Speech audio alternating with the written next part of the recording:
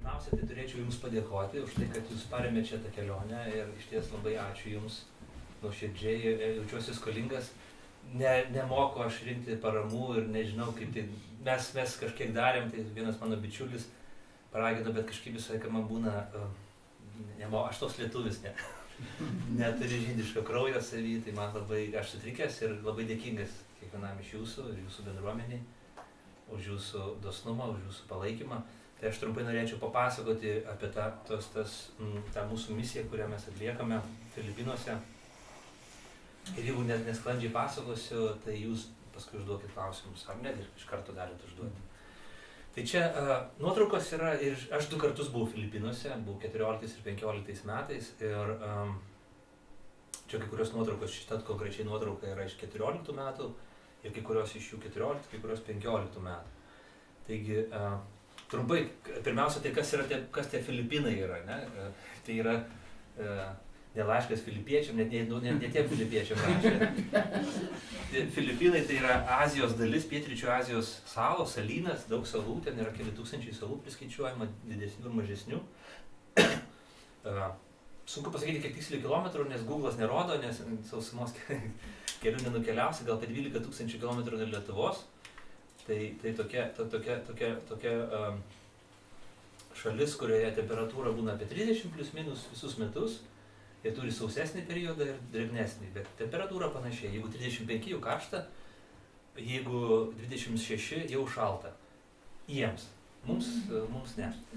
Tai va, tokia dalis, tie patys Filipinai. Mes vykome su tokiais vilties centrais, organizacija, kurią įkūrė amerikiečiai Filipinuose. Ten gyvena apie 100 milijonų žmonių. Nežinau, kiek Jūs esate patys keliavę, tai man buvo, kai važiavau 14 metais, pirmoji kelionė į Aziją apskritai, aš nebuvau buvęs Azijai. Ir pajausti tą jausmą, aš nesu buvęs Indijoje, pajausti tą jausmą, kai susirenka, kai yra daug žmonių, yra labai netikėtinas jausmas, tu turi kažkaip gnybti savo, nes mes įpratę važiuodami per miestelius, Lietuvoj, nesutikti nei vieno žmogaus, kokį vieną, sutikti 2, o ten visai, kad daug žmonių, tas jausmas, kad yra labai daug žmonių.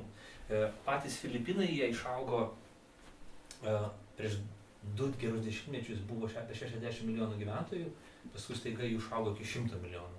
Tai yra daug labai vaikų, šeimos yra žiauriai gausios, yra 5 vaikai, tai yra, kaip čia sako dabar, paprastai reikia sakyti, minimumas.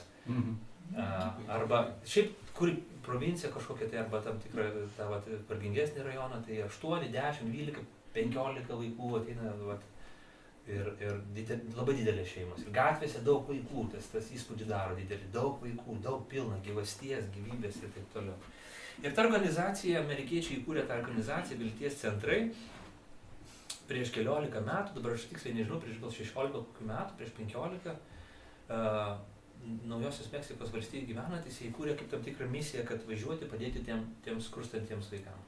Jų esminis tikslas darbuotis su gatvėje esančiais vaikais, su skurdžiais vaikais.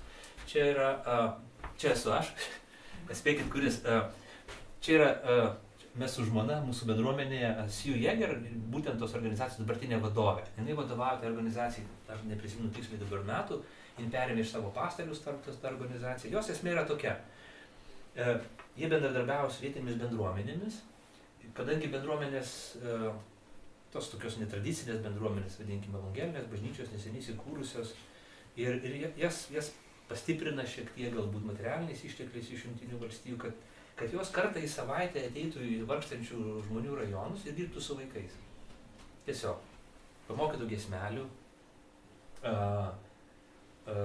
pamaitintų juos kiekvieną šeštadienį ir reikalui esant ir daugiau jam kažkokios pagalbos. Pavyzdžiui, mokymasis toj šalyje yra nemokamas, bet vaikams reikia tam tikrų išteklių, tėvams tiksliau reikia išteklių. Jeigu yra 8 vaikai, visi reikia aprengti, batus nupirkti, kažkokius tai rūbelius ir taip toliau. Ir tėvai, kai kurie tiesiog neleidžia vaikų, arba pasimoko 2 metus ir nebeleidžia tų vaikų į mokyklą ir taip toliau. Tai ta organizacija stengiasi padėti tiems žmonėms, įsigyti išsilavinimą vaikams. Tai toksai pagrindinis dalykas. Mes važiavome tam tikras medicininės misijas, čia ir parašyta, tai trumpalaikės misijos dabar jos įsitvirtino taip, kad 2 kartus į metus vyksta, spalio lapkričio mėnesyje ir kovo pradžioj. Dabar Ratsijų kaip tik grįžo, šiandien sekmadienis, tai šią savaitę grįžo į valstijas, nes jie su japonų komanda, Japonija netoli, atvažiuoja ir jie ten savaitę taip pat darbuojasi su jaunais žmonėmis. Tai mūsų misija, medicininė misija. Važiuoja gydytojai ir tiem žmonėms suteikia medicininę pagalbą. Ir važiuojam mes kiti, kurie palaikom, verčiam, užsiimam su vaikais, nes ateina, pavyzdžiui, stovi mama, bet kaip 5-6 jos vaikai yra, reikia juos užimti, ten galima kažką daryti su jais ir taip toliau ir panašiai. Tai esminis dalykas tos misijos buvo medicininė pagalba. Dantų gydytojai, pediatrai, šeimos gydytojai važiavo ir jie tada kažkiek apžiūrė tos vaikus, kažkas išrašo šiek tiek vaistų, mes visi važiuodami sumokame tam tikrą mokestį pačiai organizacijai, tam, kad galima nupirkti būtų kažkokių paprastų vaistų, vitaminų ir taip toliau, kas pastiprintų pačius vaikus, galbūt kažkaip atlieptų, padėtų jiems, nes kai kurie vaikai, kai kurios mamos su kai kuriais vaikais pirmą kartą gyvenime apskritai ateina pas gydytoją. Nes jie gyvena kažkur labai atokiai, gyvena skurdžiose vietose, erdvėse, kur jie negali sau leisti ateiti pas gydytoją. Pavyzdžiui, pirmo medicinė pagalba suteikiama nemokamai, bet kitos paslaugos yra mokamos. Tai prieš porą metų važiuojant į lietuvių komandą pasakojo tokį nutikimą, kai vaikas vienas atėjo, jam atliko apendicito operaciją ir jinai nemokamai yra atliko operaciją, nes tai būtina, nes gali mirti žmogus nuo komplikacijų. Bet siūlų ištraukti jau reikia už tai mokėti. Dėl to vaikas vaikščioja su siūlais užpuliavusia žaizda, nes tėvai neturi pinigų. Jie išėmė siūlus, išvalė tą žaizdą ir taip toliau. Tai va tokių vairių situacijų ir dalykų ir mes važiuojam. Čia tipinė tokia erdvė, kurioje vykdavo misijos skirtingose erdvėse, bet čia yra krepšinio aikštelė, kadangi klimatas yra apie 30 laipsnių, jiems nereikia uždarų sienų, jie padaro tokį kaip angarą be sienų. Neužlyja lietus ir faktiškai viskas gerai, viskas ten prapučia vėjas, ten sausa būna, ten būna labai gerai. Tai tokių aikštelių daug, jie dievina krepšinį. Vienintelis panašumas su mumis ir galbūt 2 tik tai tokios šalys ir yra, kuris dievina krepšinį, jie žaidžia visi krepšinį, myli krepšinį. Jie sapnuoja krepšinį, jie moka driblinguoti krepšinį, tik jie yra labai žemo ūgio. Aš kai nuvažiuosiu, jaučiuosi milžinas. Pirmą kartą, kai nuvažiavau, aš jaučiausi pirmą kartą normalių vyrų. Aš jau visi žiūrėjo mane taip. Aš apkabinau vieną merginą, kuri buvo studentė, man buvo tokio ūgio. Ir aš galvoju, wow, kaip aš gerai, ypatingai nuotraukose. Ir paskui, kai grįžom, mes pirmą kartą skridom per Helsinkį ir grįžom atgal, mes Singapūro oro uoste sėdim ir jau sutinkam europiečius oro uoste. Ir tas jausmas toks, kai atsistoji prie žmogaus, žiūri, kadagi baigsis, kada pamatysi galvą. Ir pasižiūri tos skandinaviškos emancipuotos moters veidą, griežtas veido linijas, jokios šypsenos, kaip klimatas atšiaurus toks pat veidas. Supranti, kad aš grįžtu atgal į namus, į tą pasaulio dalį, kurioje šypsenų nelabai daug. Ir ūgiai labai didelį. Tada aš jaučiuosi vėl grįžęs kaip hobitas, vaikštau ir ką darysi, toks gyvenimas. Taigi, jie neaukšto ūgio, dėl to jie nelabai gali daug pasiekti krepšinyje. Bet savo žemynėje jie yra antri, kaip lietuviai. Su kiniečių jie neįveikia, nes kiniečiai turi ūgį ir jų yra ten žiauriai daug. Tai va, bet jie iš ties labai myli krepšinį ir mes su jais praeitą kartą pakankamai daug žaidėm, buvom su jais, jie labai malonūs žmonės. Nu va, tai mūsų lietuviška komanda, dabar klauso ir manęs. Čia mes važiavom šį kartą 10 mūsų žmonių. Čia yra gydytoja, šeimos gydytoja Eglė ir jos sūnus Julius. Kartu važiavo tėvas, mama ir sūnus. Čia dantų gydytoja Aida. Eglė važiavo 2 kartą, Aida dantų gydytoja. Jinai važiavo jau 3 kartą. Jie tvarko dantis. Čia vėlgi atskiras dalykas, pasakojimas galėtų pasakoti dantistai, kaip ta kultūra neįpratusi tvarkytis dantų, jie nesivalo dantų, jie anksti labai jos netenka. Jeigu dantis nors kiek sugesta, jie prašo, kad rautų dantį ir tada rautų kelis dantis. Mūsų gydytojams jiems būna šokas, nes jie sako, aš negaliu laužti Hipokrato priesaikos, aš turiu siekti gerumo, ten galima patvarkyti šiek tiek dantį, uždėti blombą, bet ne, jie prašo, kad išrautų. jeigu jam pataisė šiek tiek dantis, nuėjo eilę atsistojo pas kitą gydytoją, kuris jam išrovė tą dantį ir jisai išėjo laimingas. Tai vat reikia to ir mokymo, kaip juos prižiūrėti, kad valymas padeda, kągi padeda ten tas valymas. Ne, pasirodo padeda. Tai čia tai iš tikrųjų sizifinis darbas ir plus, be abejo, misija panašiai trunka kokios 5, 6, kartais 7 valandas. Tai pediatrai gali daug žmonių praleisti, ne? Mes daug galim pasiekti vaikų, tie, kurie nesam gydytojai. Aš nesu gydytojas, aš esu psichologas pagal išsilavinimą ir pastorius taip pat, tai aš negydžiau nieko. Mes galim daug vaikų paliesti, bet dantų gydytojas jų darbas ilgesnis, ne? Ten jau krapštosi vienoje burnoje ilgesnį laiką, 7-10 žmonių vaikų gali paliesti. Čia yra Richardas, mūsų pažįstamas, ne, ir linguoja. Pagojus, mokytojas, jisai siela yra šitos misijos, jisai įtikėjo tą misiją, jis labai paliestas ir jisai organizuoja, kviečia mus visus, būrė, jungia, sprendžia konfliktus visokias, nes žinot, mes esame žmonės, turim abi tas prigimtis, mylim Dievą, bet mylim ir save, tai tada iš to kyla problemų. Čia dar viena moksleivė, beje, ji, Julius, Simona, Julius ir Danielė, jie buvę klasiokai, jie 12-okai visi baiginėja mokyklą dabar ir jie atvažiavo kartu, tai toks buvo jaunos komandos dalis. Čia mano vyriausias sūnus, Danielius. Danielė ir Danielis. Jie ne broliai su sesė, ne, čia mano sūnus, Danielius, jisai 16 metais, rudenį bus 17 metų, gimnazistas, groja pianinu ir padeda mums bažnyčiai, taip pat šlovina. Tai vat mes turėjom galimybę kartu važiuoti. Čia buvo žmonos toksai pasakymas, kad jeigu antrą kartą nori važiuoti, pasiims sūnų.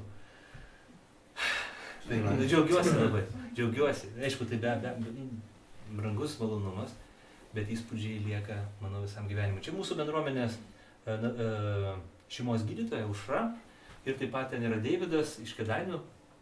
Jis yra verslininkas ir taip pat įkūręs vaikų dienos centrą. Su žmona įkūrė vaikų dienos centrą ir jie darbuojasi su 3 kartus į savaitę, ten turi užsiėmimus, veiklas, maitinimus ir maitina vaikus čia Lietuvoje.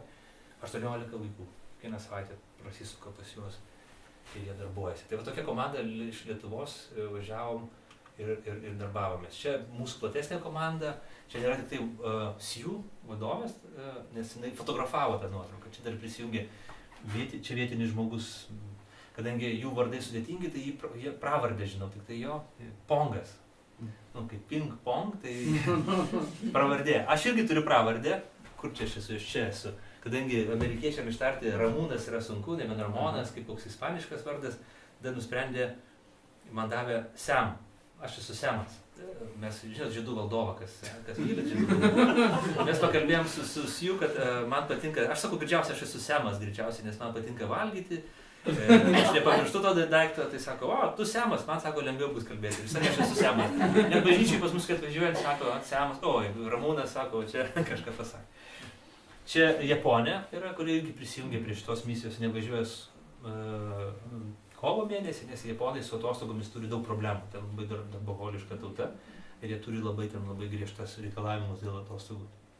Čia jamaikiečiai broliai, 2, vienas gyvena valstijose, kitas Britanijoje, čia jo žmona, čia jo draugė, čia jų mama, jie irgi medicinoje dirba medicinoje, čia toks naujas žmogus Džordžas, kuris irgi iš Jungtinių valstijų atvažiavo. Tokia mūsų mišri grupė, jie gydė amerikiečiai, o mes ir gydėm ir užsiėmėm su vaikais, būdavom su jais kartu. Jo, čia juda, gerai, čia prieš nuotraukos. Jo, tada reikia palaukti. Tai patys Filipinai, čia tiesiog vešlu labai. Mes buvome šiais metais, faktiškai spalio pabaiga būna lietaus sezono pati pabaiga. Dar nebūna labai tvanku karšta, bet būna tos gyvybės daug. Šį kartą, kai buvome, tas lietaus sezonas užsitęsė šiek tiek ir mes turėjom tokią lietingą vasarą, bet labai šiltą. Tai tos gyvybės labai daug, viskas labai žalia, labai intensyvų, daug visur tos gyvasties ir taip toliau. Čia mes plaukėm tokia upė. Čia tokie tipiniai nameliai, kurių labai daug yra. Čia nameliai, čia kaip čia ne visai galim sakyti skvoteriai, tie kaip vadinami žmonės, ne? Kur apsigyvena kažkur tai tam tikrose erdvėse. Bet čia nelegaliai statosi tos namus ir jų daug būna palei upę, pavyzdžiui. Ir miestuose palei gatves jie nelegaliai jau statosi, valdžia užmerkia akis, nes skurdų žmonės yra. Ir tas skurdo mastas yra labai didelis. Aš esu matęs Lietuvoje skurdo pakankamai daug. Matęs esu žmonių, kurie gyvena labai sunkiai. Minėjau apie tą virtuvę, kur kilojasi grindys. Bet ten mastai tave šokiruoja.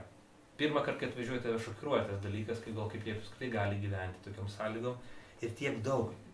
Pavyzdžiui, Manila kaip sostinė, nors mes nesidarbavom pačioj sostinė Maniloje, niekas nežino, kiek ten gyventojų yra. Oficialiai 8, 12 milijonų, bet sakoma 18 ar 20 milijonų, nes yra ten tų nelegalių žmonių. Tiesiog gyvena, kai pakyli lėktuvu, ten tas miestas atrodo niekada nesibaigia. Tos slušnelės tiesiog eina. Ir kai važiuoji autobusu, kai mes važiavome, atrodo, kad niekada tas skurdas nesibaigia, niekada nesibaigia. Tokios slušnelės, tokie nameliai, kažką ten parduota, kažką stovi tie žmonės, ryžius džiovina, kažkokius dalykus veikia. Ir to skurdo mastas labai didelis. Tas šokiruoja, tas tave prispaudžia prie žemės. Ypatingai pirmą kartą tu kažkaip turi susidėlioti savo, nes tave šiek tiek išmeta iš orbitos įprastos tavo matymo ir panašiai. Čia tokie namukai, tipiniai namukai, kuriuose gyvena. Pirmą kartą, kai nuvažiavau, aš fotografavau tos namukus, nes labai įdomu, labai egzotika tokia yra. Ir tas Pongas, atsimenam tą vietinį žmogų, kuris mus lydėjo, jisai vedęs yra amerikietė misionierė, sukūrė šeimą ir jie darbuojasi tais centrais pakankamai daug, jis mus lydi, kadangi jis tą kultūrą, kalbą supranta ir ten kartais ir nelabai saugu, kai kuriuose vietose yra, tai jis mus taip lydi. Sako, tu fotografuoji tualetą, sako, čia tualetas. Aš galvoju, koks gražus namelis, galvoju, koks gražus, nufotkinsiu jį, o ten tualetas. Aš viliuosi, kad čia ne, aš nežinau tiksliai, nes visko tai nepasiklausė, ne, bet palmės visokie ten tie bananmedžiai ir taip toliau, ne medžiai bananų, ten žolės bananų, ne?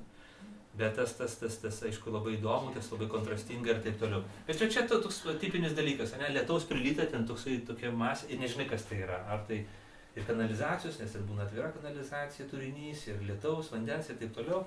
Ir štai gyvena vaikas, ne? Langai tokie, nes tiesiog uždarai, kad neskristų didesnis už katę daiktas, neskristų vakare. Ir tiek ir užtenka. Tai tas toks sukuria tam tikrą tą patį jausmą, tą pačią jų buitį ir taip toliau.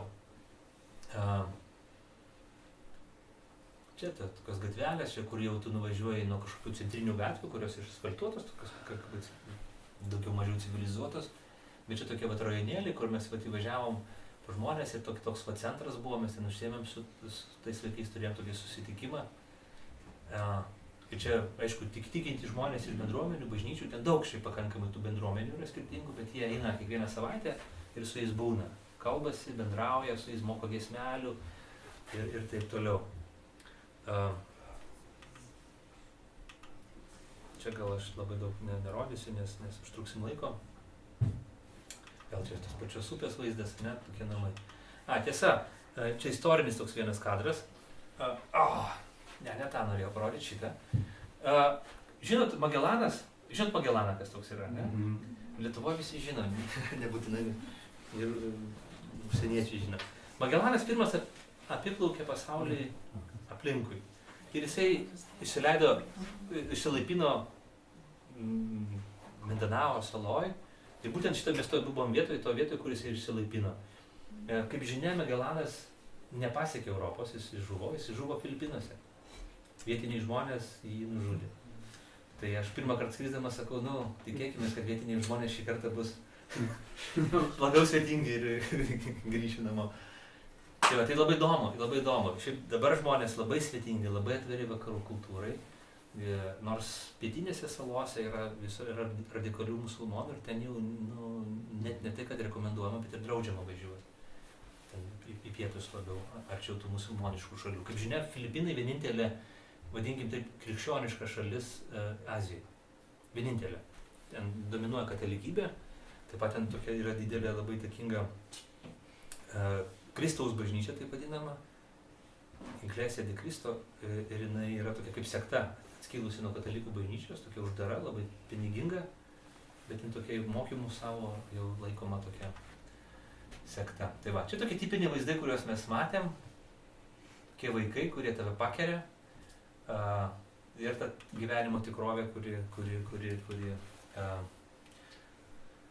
Prašokom du vaizdus. Čia bet vaizdas vienas iš tų vaizdų, kai mes žaidžiam su vaikais, čia su Deividu kartu aš žaidžiu žaidimą. Žaidžiam su vaikais, kol tėvai ten laukia eilės, kad nesigrūstų visi viena vietoje vaikai. Mes žaidžiam su žaidimą. Sako, kam čia dabar žaisti, kokia prasmė? Man atrodo, kad jokios prasmės nėra, bet organizacijos vadovė kalba apie tai, kad dėl tam tikrų kažkokių susidariusių stereotipų ar ten gyvenimo būdo, kultūros, dažnai vaikai nelabai mato savo tėvus. Nelabai žino, ypatingai berniukai neturi to sąlyčio su tėvais ir jie nežino tėvo modelio.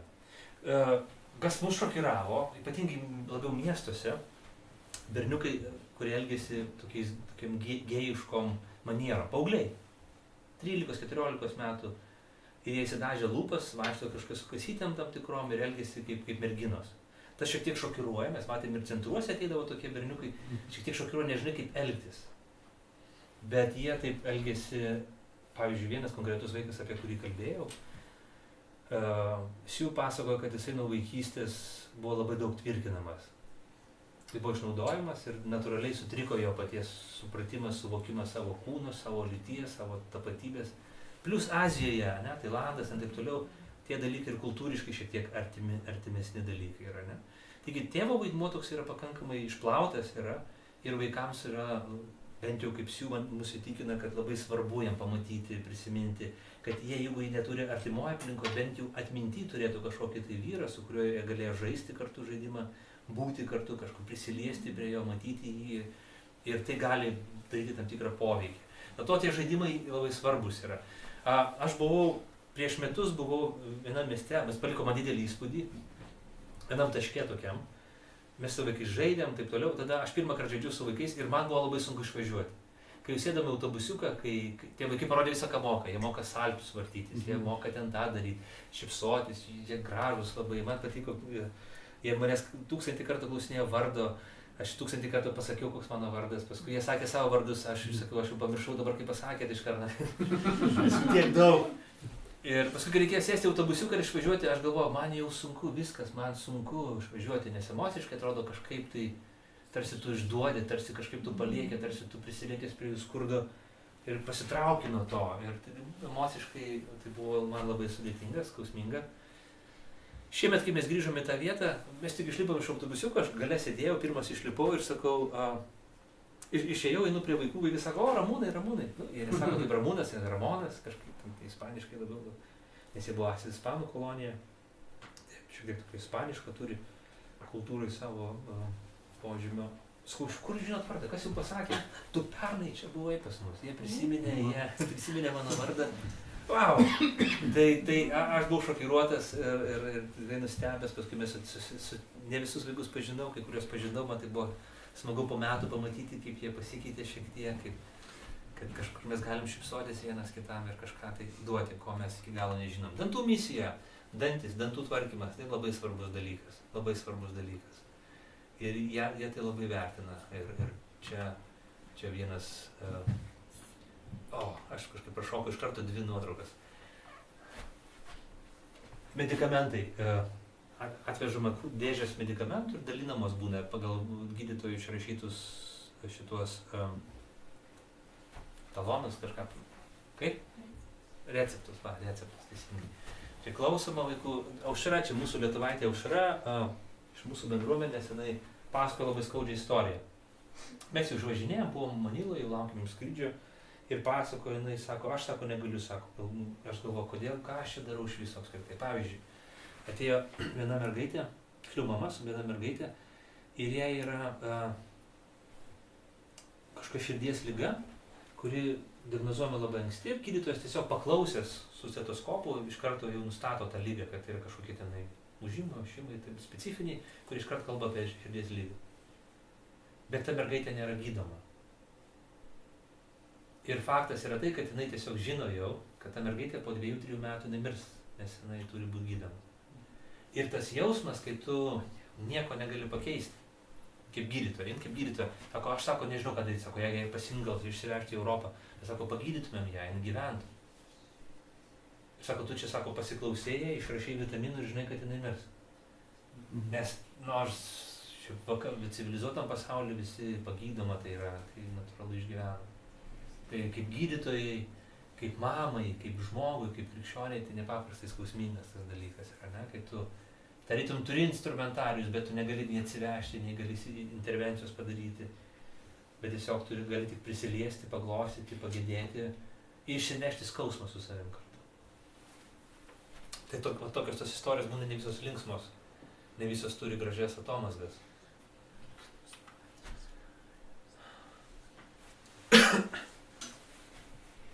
Dabar jau nebenoris pakeisti. Čia mūsų merginos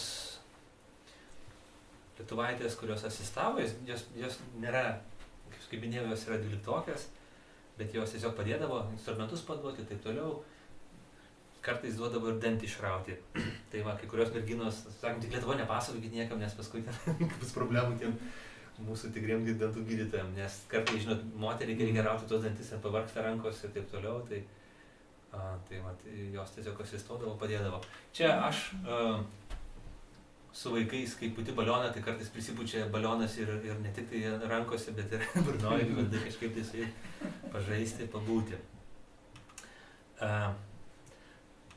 Čia nuotraukos gal ne visai atspindi to, čia, veidai parašyta, bet ne visose nuotraukose tik veidai. Nežinau, šitą nuotrauką man labai stipri. Ji labai tokia išraiškinga savo spalvomis, gal taip ne viskas atsispindi matoma čia. Pavyzdžiui, tos gėlės labai ryškios, labai gražu. Bet pavyzdžiui, kvapas, kurį aš patyriau, buvo labai nemalonus ten. Nes čia yra griovys, kurio nesimato ir ten bėga atvira kanalizacija. Aš neturėjau nieko, ką galėčiau duoti to mergaitėm, aš pafotografavau, nelabai mums leisdavo, nes ten tam tikra savotiška tvarka mūsų uždraudė vadovė duoti kažkokias tai išmaldas, jeigu prašoma, nes kartais būna toks daiktas, kad jeigu pavyzdžiui, duodavo vaikams pinigų, tai kiti vaikai pamatę norėdavo atimti, kartais net sumušdavo, o net ir baisiau pasibaigdavo. Tai visai kas sakydavo, jeigu matot kažkokį poreikį, pasakykit vietiniams, kurie išsiaiškins situaciją, perpras, kad tai saugu ir kažkaip tai duos. Tai štai čia dvi mergaitės, ten yra gyvenimas, jos yra nešvarios, jos yra labai gražios. Tas didelis kontrastas. To duoto prigimtinio grožio, kuris yra žmoguje, jo akyse, jo apskritai viso prigimty ir tos tokios nešvaros, tokios tarsi ir nevilties ir panašiai. Toks grožis.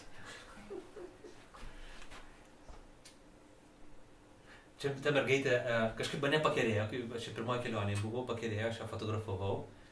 Jis buvo susivėlusiais plaukais, aš čia parodžius, pasižiūrėk nuotrauką. Jinai iš karto susitvarkė, tada vėl žiūri mane, laukia, kol aš nufotografuosiu. Tai čia ta nuotrauka, kai jinai jau susitvarkė tas plaukus. Grožis, noras būti gražiems, būdingas visiems.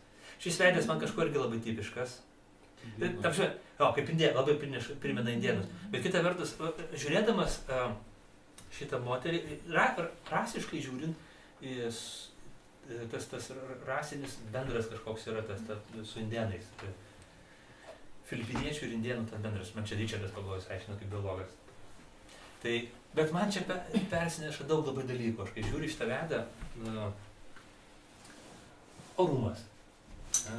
Vis tiek tai orų žmonės, jie yra asmenybės, jie yra žmonės, nepriklausomai kiek jie turi pinigų, kokiais batais jie apsimovė, ar su šlepetėmis, tik tai kokius namus jie turi, arba kokių neturi namų, ką valgia ryte, ar tai pareina viskas į vieną saują, ar turim daug. Žmogiškas orumas, ne? Kita vertus skausmas, kurį patiria, nerimas, kurį išgyvena dėl savo ateities.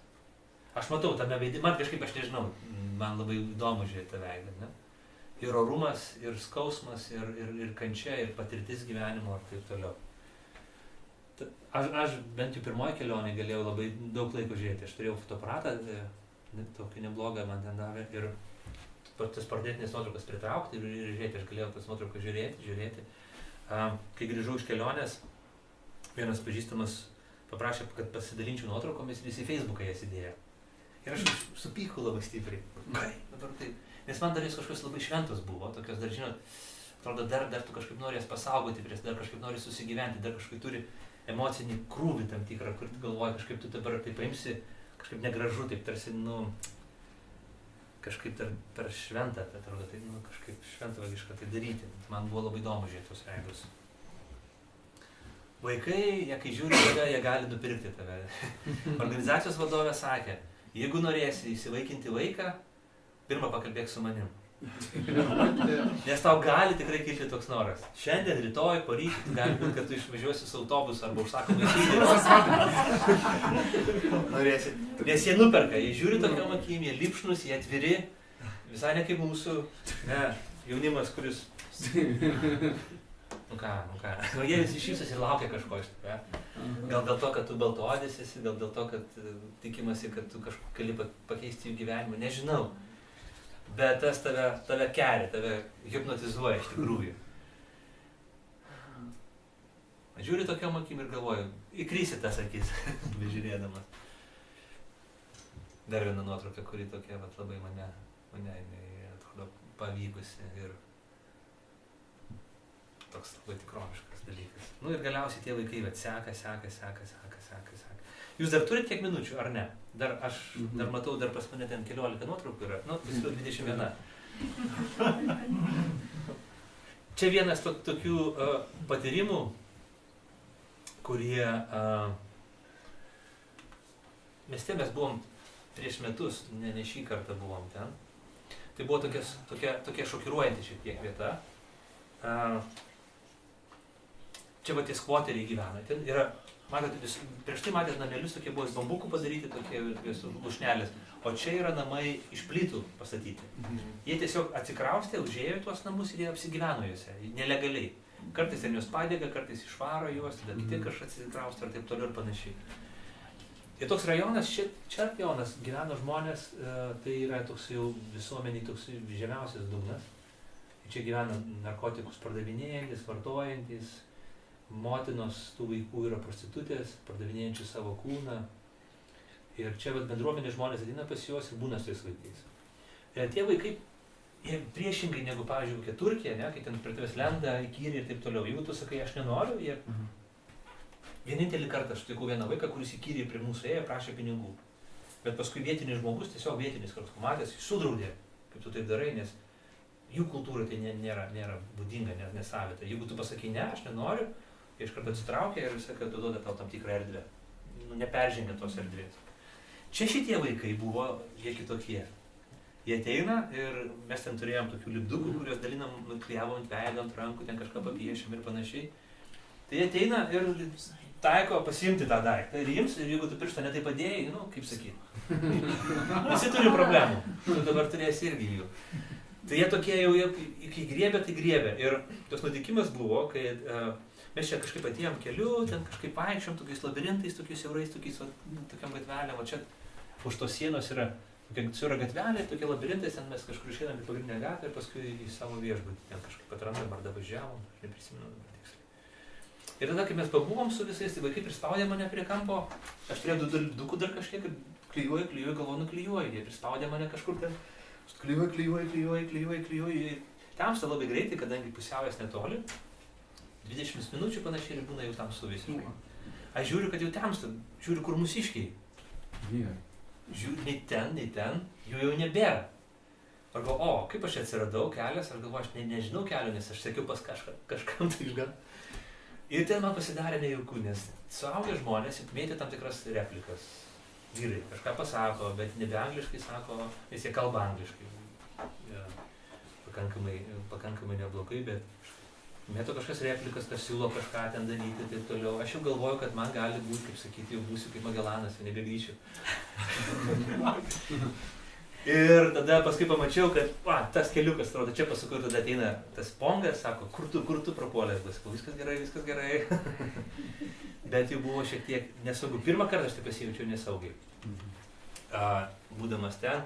Bet aš labai didžiuojuosi tuo, kad vietinės bažnyčios žmonės eina, mergaitės, paprastos mergaitės, moteris, čia jos namuose vyksta kažkoks toks kaip kiemelis, toks yra, jos namuose vyksta tos veiklos, kad jie atidaro, jie eina, jie nebijo tam tikrų tų baisesnių kontekstų, aplinkų ir jie daro kažką, jie nežinau, ar perkeičia žmonių gyvenimus, aš nežinau, matyt visokių situacijų yra. Tai yra vaikų, kurie įsitraukia į bendruomenės, į bažnyčias, yra tų vaikų, kuriuos nutraukia pasaulis ir gatvės. Bet jautiesi iš tikrųjų susidėdamas su tais jaunuoliais kaip su tikrais herojais, nes jie eina ir nuolat būna su tais vaikais, jiems tarnauja. Dar tokia viena graudi istorija, jeigu jūs turi dar. Jeigu ne, sakykit, kad viskas jau atsibodo. Čia tiesiog vienas tipinis vaizdelis. Čia jau gyvena greičiausiai pasiturintys žmonės, nes jie turi kažkokį kioskelį, kažkas čia pradavinėjimą, cigaretai kokie, gal kokie nors Pepsi-Cola ar kažkas panašaus. Tokių, matai, tokių vaizdelių, mums ten buvo griežtai uždrausta pirkti iš tokių, nes nežinai, kokia lyga paskui parsiveši, arba kokia lyga tave paliks senai. Bet čia mes po vienos misijos dienos, sekmadienis, kaip tik buvo, mes nuvykome į vieną šeimą ir aplankėme vieną berniuką.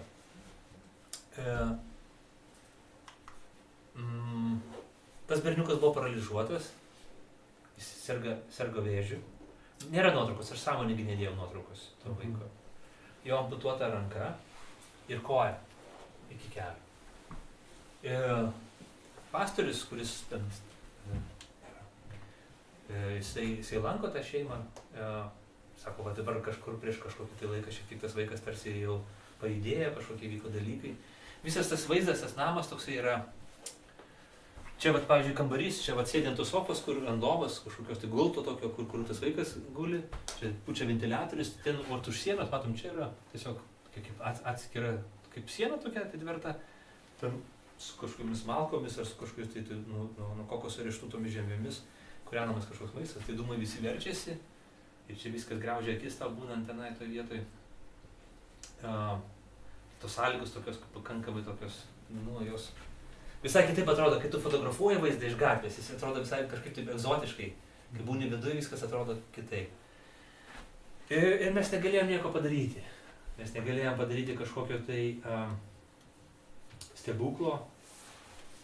Tu negali pagydyti, tu gali melstis, tu gali guosti, tu gali stiprinti. Ir ta situacija iš tikrųjų mama buvo graudi iš tikrųjų. Aš tada fotografavau, aš buvau su fotoaparatu. Man nuotraukų nepavyko, nes man buvo labai sunku, rasojo mano objektyvo akutė. Aš visą laiką verkiau, man buvo labai sunku. Ta mama, jie įpratė visą laiką šypsotis tie žmonės, visą laiką šypsosi, pamatė užsienietį, visą laiką šypsosi, vieni kitiems šypsosi. Bet šį kartą, kai jų tiesiog paėmė ranką, sako, mes pasimelsim už tave. Ta moteris, jos kruostais rydėjo ašaros. Jin verkia. Jin išgyvena skausmą lygiai taip pat, kaip mes išgyvenam skausmą.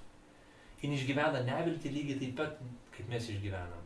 Nepriklausomai, kiek turi vaikų, bet vaiko mirtina liga, vaiko netektis yra vaiko netektis ir skausmas. Tai tas patyrimas kažkaip man buvo labai emociškai sunku ir aš paskui pradėjau žiūrėti strobelės, galvoju, viešpatie, kiek tos strobelės, tokios gražios, viskas atrodo taip egzotiškai, bet tai mes svajom, galvom, kad taip aš norėčiau vasarą savo praleisti kažkur atostogas, ar gyvenimą. Bet kiek daug skausmo, kiek daug kančios, kiek daug yra agonijos, kiek daug ašarų ten už tų visų gražių, nelabai gražių, o gal net ir atgrasių aplinkų. Aš kalbėjau su Sju, tai buvo prieš metus čia mūsų kelionė, aš kalbėjau su Sju, kaip sekasi tam vaikui, kaip vyko.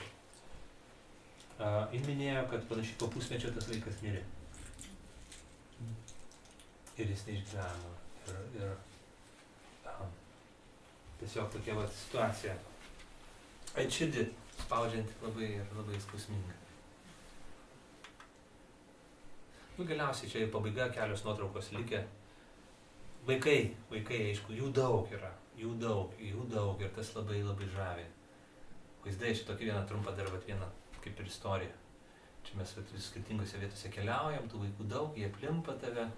Būna karšta aplinkoje, 30 kokio karščio, ten daug drėgmės yra, labai nesalos yra, bet vaikai kaip stoja tave, tada būna kaip 40 laipsnių karščio, dar karščiau tvankiau ir tada tu sėdi, būni visas šlapės, bet jausmas labai geras būna. Jausmas labai geras. Ir tie vaikai, jie lipšnus, jie prieina, jie sueina iš visų namelių, iš visų trobelių, visų, jie žaidžia žaidimus, jie daro, nori fotografuoti su tavimi ir taip toliau.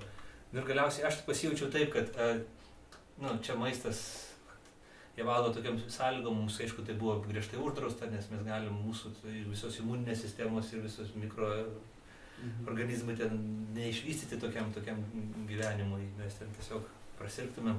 Čia tiesiog istorija. Aš tiesiog pagalvojau, man prašoko kelios nuotraukos, dabar visa intriga dingo man. Bet matėt tą filmų, nematėt niekas to filmų, kad kai kurie Bonifacijos atostogos, toks buvo tarybiniais laikais, traumuojantis filmukas vaikystė, bet mums dabar prisimena. Tai aš jaučiausi kartais arba tiesiog toks jausmas, kad mes esam tai Bonifacijai. Ir esmė tokia, liūto cirkas, cirko liūtas,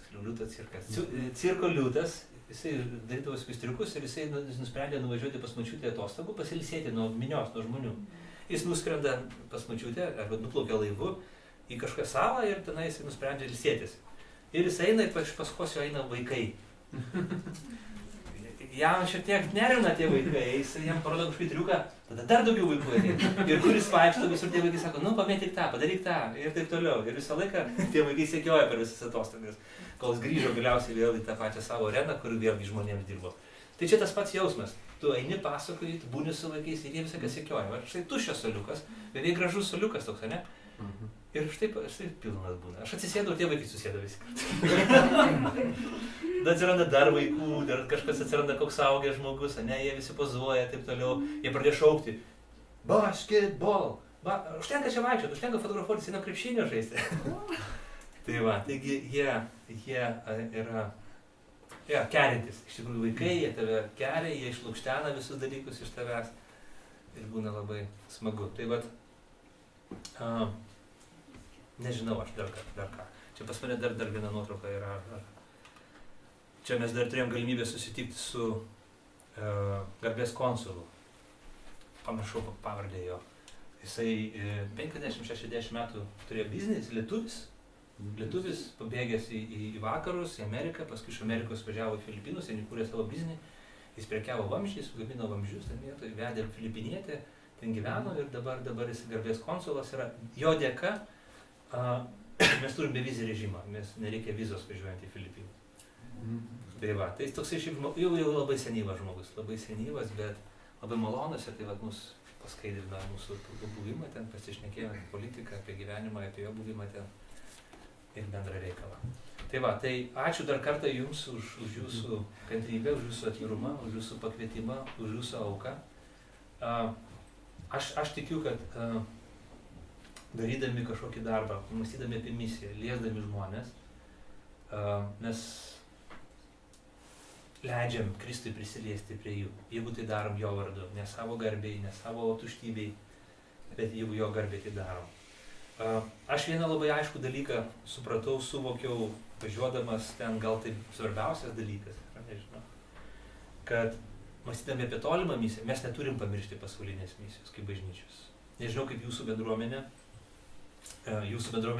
paremė mūsų kelionę, bet aš galvoju, kad mes dažnai būnam kaip bažnyčios, bet čia apie mus kalbu, mes galvojam labai siaurai tik apie save pačius, o paskui pamirštam ir apie savo tą misiją, galvojam tik apie save ir viskas. Tai mes kaip bažnyčia turim galvoti apie misiją užsienyje, apie brolius, seseris, tuos, kurie gyvena Sirijoje, kitur kažkur, tai ne, kitose pasaulio dalyse, kaip Viešpats atveria mums kokius kontaktus, bet mąstyti, melstis už juos, kiek Dievas ir galimybės mums leidžia paremti juos. Bet kita vertus negalim tik galvoti, kad misija yra ten toli, kur gražu, kur egzotiška, misija yra į čia. Ir mes būsim nenuseklus, mes būsim tam tikrą prasme veidmainiai, jeigu mes nežinosim tokio dalyko, kad ten, kur aš esu, ten, kur tu esi, ten ir yra misijos vieta. Tavo namai, tavo darbovietė, tavo bendruomenė, tavo miestas, tavo universitetas, ten yra misijos laukas. Ir Viešpats paėmė mus kaip tikinčiuosius, kaip tą druską. Paėmė ir pažėrė. Sūdį, būk ten kuris, būk šviesa, būk druska šito žemė. Ir jis nori per mus būti su tais žmonėmis. Jis nori paliesti kitus žmonės, perkeisti juos. Amen.